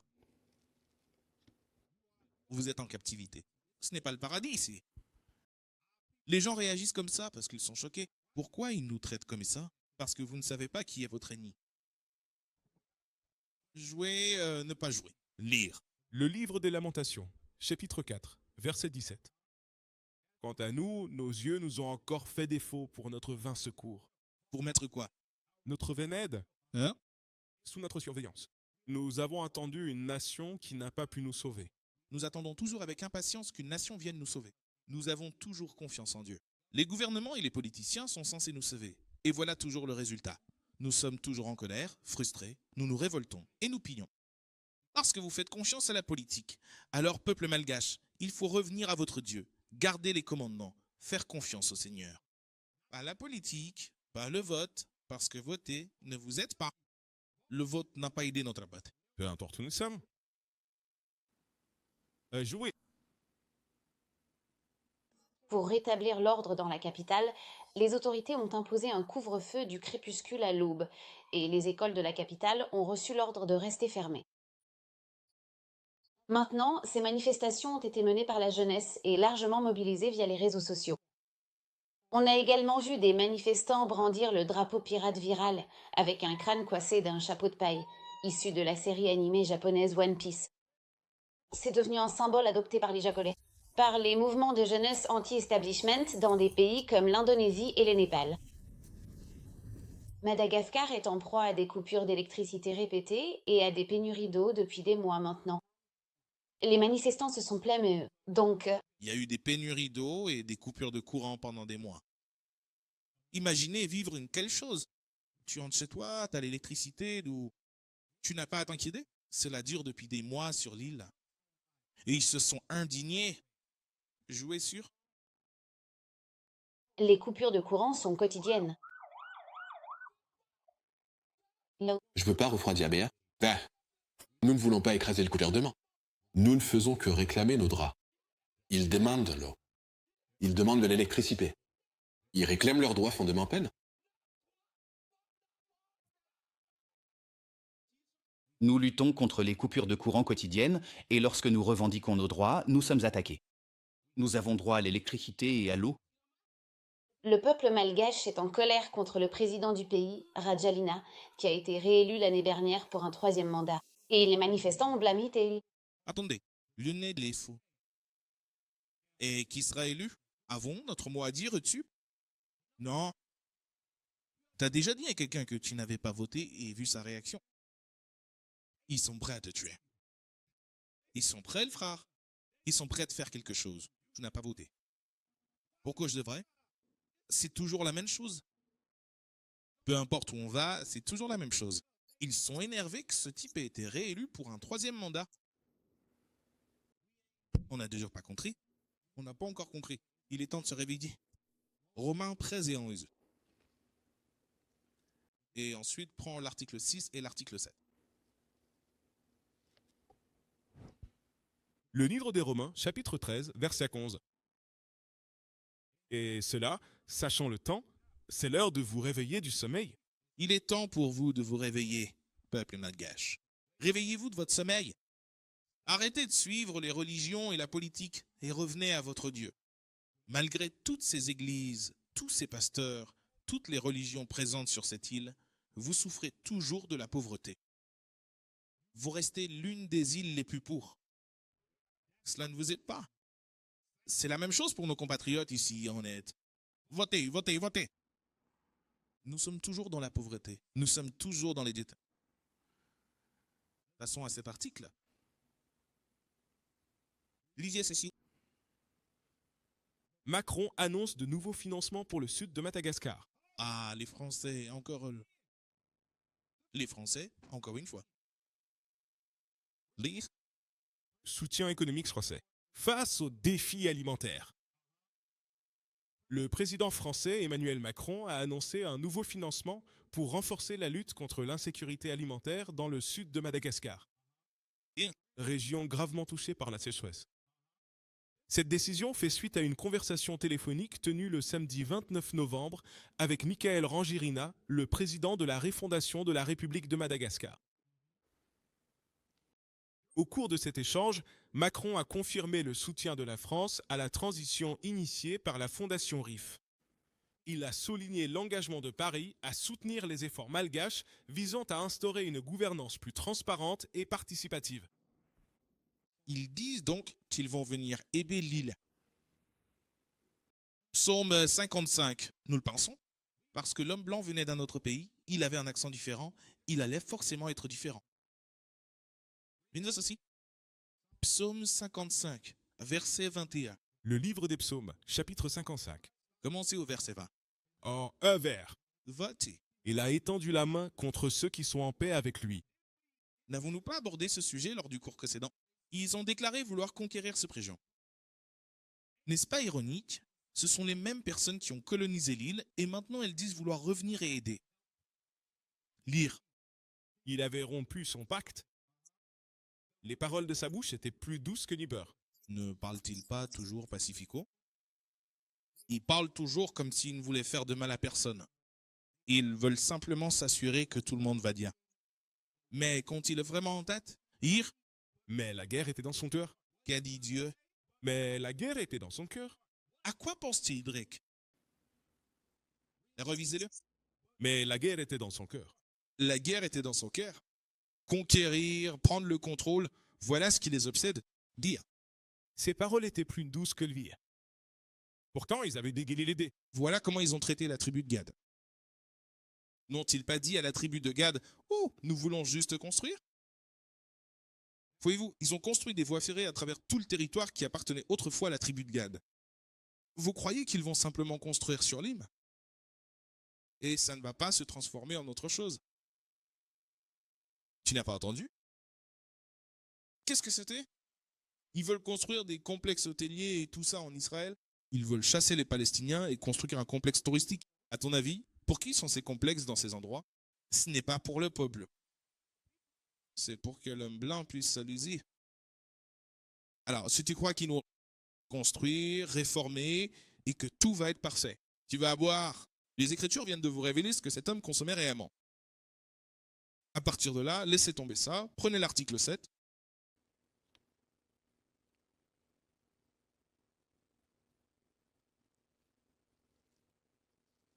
Et ensuite, procurez-vous le psaume 118. Verset 8. Lisons cet article rapidement. Article 7. Le président de transition de Madagascar a reçu l'ambassadeur de Russie.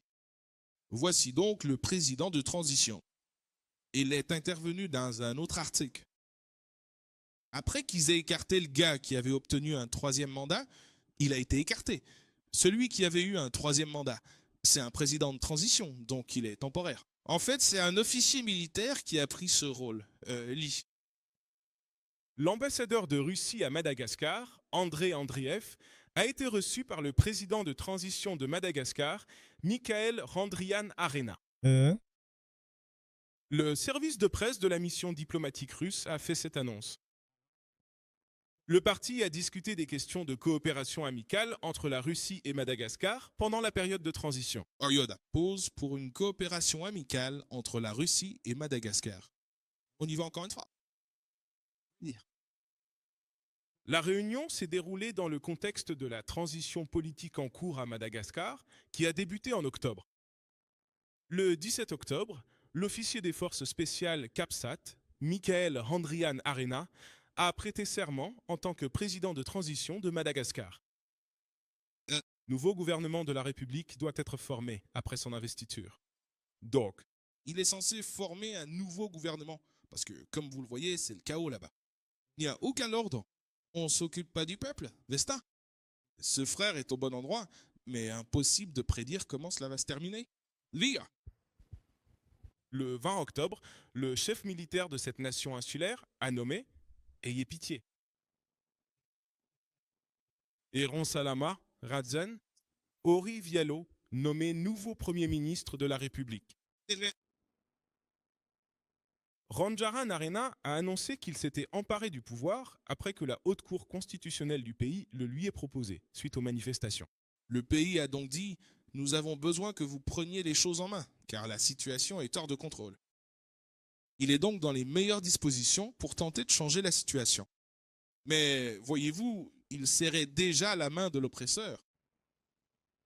Hier, le président du département, Andrew Rejanolena, a condamné la proposition du tribunal et a affirmé que les juges avaient été menacés. D'accord, on oublie ça. Procurez-vous le psaume 118 et le verset 8. Le livre des psaumes, chapitre 118 et verset 8. Allez. Il vaut mieux avoir confiance dans le Seigneur que placer sa confiance dans l'homme. Quoi dit Dieu? Il vaut mieux avoir confiance dans le Seigneur que de placer sa confiance dans l'homme. Il vaut mieux avoir confiance dans le Seigneur que de placer sa confiance dans l'homme. Quand tu fais confiance à ces politiques, tu fais confiance à ces hommes. Ils n'ont pas toujours une campagne. C'est pareil, peu importe où on va. Nous allons changer les choses. Nous allons bâtir un avenir meilleur. Et notre peuple est suspendu à nos lèvres. Lire. Il vaut mieux se confier au Seigneur que de mettre sa confiance dans les princes. Un prince est simplement un autre nom pour un dirigeant. Il vaut mieux avoir confiance en Dieu. Vous pourriez parier votre maison sur les seigneurs. Vous pouvez avoir une confiance totale dans le Dieu très haut et ne vous inquiétez de rien. Mais quand tu fais confiance à ces figures politiques, tu seras déçu. Comprends bien ça? Notre peuple n'a pas encore compris ça. À chaque fois, bon, c'était moi. Ici, c'est novembre. Il commence à pousser les gens à voter. Là-bas, il donne de l'espoir aux gens que les choses vont changer. Pendant ce temps, tu as des amis qui disent qu'ils vont venir et qui vont aider à reconstruire l'endroit. C'est toujours un coup monté.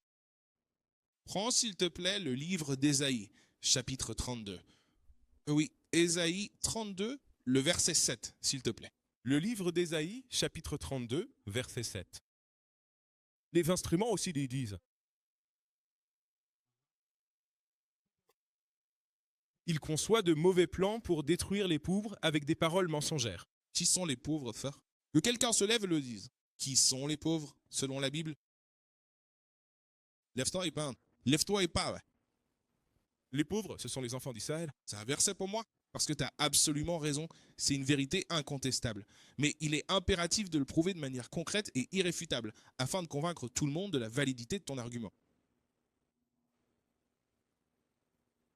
Deutéronome, chapitre 28, verset 48. Non, là.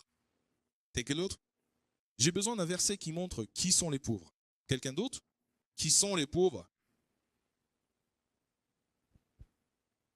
Shade, c'est Prends Ésaïe 14. Note ça. Ésaïe 14, 32 pour montrer qui sont les pauvres. Le livre d'Ésaïe, chapitre 14, verset 32. Que répondrez-vous donc, vous, messagers de la nation? Que le Seigneur a fondé Sion. Oremes? Le Seigneur a fondé Sion. Oremes? Sion. On parle de personne d'autre. Sion est un autre nom quoi? Israël. Lire. Et les pauvres de son Pâques. Je lui ferai confiance. Le terme pauvre désigne donc les Israélites. Retournez à Isaïe 32, verset 7. On ne va pas aborder un autre point. On parle toujours de la même chose. Lire. Isaïe, chapitre 32 et verset 7. Les instruments, y compris ceux de l'Église, sont mondains. Ces gens qu'ils installent, ces autres nations qui viennent s'installer là où nous vivons. Ils disent qu'ils vont changer les choses, mais leurs instruments, leurs actions ou leurs plans sont maléfiques. Lire. Ils conçoivent des stratagèmes diaboliques pour détruire les pauvres. Des complots machiavéliques pour détruire qui? Notre peuple. Quand ils élaborent ces politiques, ça semble inoffensif, mais il y a toujours un autre objectif en jeu. Lire. Détruire les pauvres par des paroles mensongères. Faire quoi? Détruire les pauvres par des paroles mensongères. Nous voulons simplement contribuer à la reconstruction de votre communauté. Nous voulons simplement vous aider. Nous voulons simplement mettre en place des programmes. Souvenez-vous de notre éplef. Qu'est-ce qui a amené d'autres sommets? Judaïsme. Amalek vient là-bas et il convertit notre peuple au judaïsme. Lisez la suite. Même lorsque le nécessite parle, c'est juste. Mais le libéral divise les choses libérales. Et c'est par des valeurs libérales qu'il se distinguera. Laisse tomber. Alors, que doit faire notre peuple? Obtenez les actes 3 et 19. Actes chapitre 3, verset 19. Allez, le livre des Actes, chapitre 3 et le verset 19, nous invite à la repentance et à la conversion. Repentez-vous donc et convertissez-vous, afin que vos péchés soient effacés lorsque viendront les temps de rafraîchissement. C'est ce que notre peuple doit faire sur l'île de Madagascar. Nous devons nous repentir et revenir vers le Seigneur. Repentez-vous. Lisez. Quand viendront les temps de rafraîchissement de la part du Seigneur? Le temps du rafraîchissement, c'est quand le Christ reviendra. Quand le Seigneur reviendra, il n'y aura plus de seconde chance. C'est maintenant qu'il faut se mettre en règle. Lâchez tout ce à quoi vous vous accrochez et que vous suivez sur cette île. Et revenez à Dieu. Vous voyez la parole de Dieu se répandre partout sur les réseaux sociaux. Il est temps que vous vous réveilliez. D'accord. Voilà, le cours touche à sa fin. Et vous savez quoi faire? Soutenez le Booster Club 1. Vous savez déjà que les prophètes vont partout dans le monde, d'un bout à l'autre, de pays en pays. Je ne peux même plus dire de ville en ville, de pays en pays. Alors, si vous êtes engagés dans cette mission, frères et sœurs, soutenez, soutenez, soutenez. Vous voyez le code QR, les corps? Les 12 tribus sont pas l'ascension. Que le Très-Haut et le Christ vous bénissent.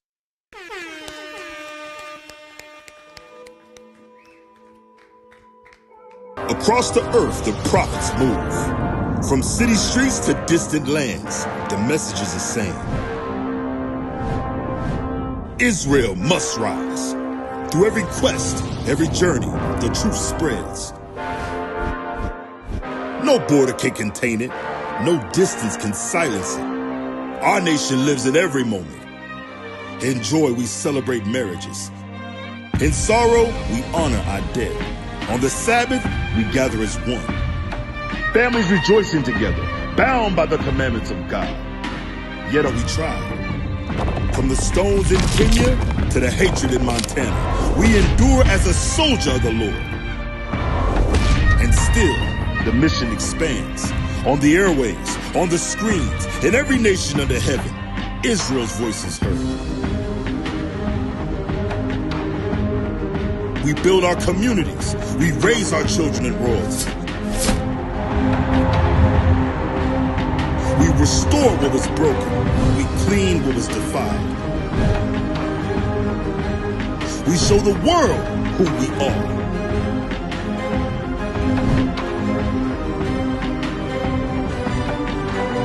This is Israel united in Christ. Nation in motion. Nation endures.